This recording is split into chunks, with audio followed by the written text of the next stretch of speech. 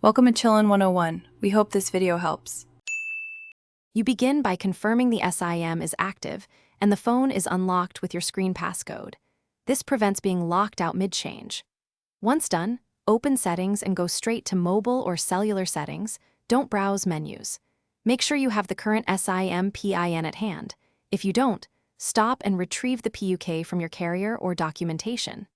This step saves time and avoids irreversible SIM lock after 3 wrong tries.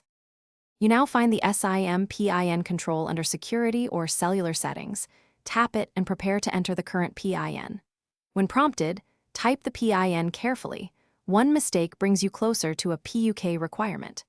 After the phone accepts the code, toggle the SIM PIN setting off and confirm when asked.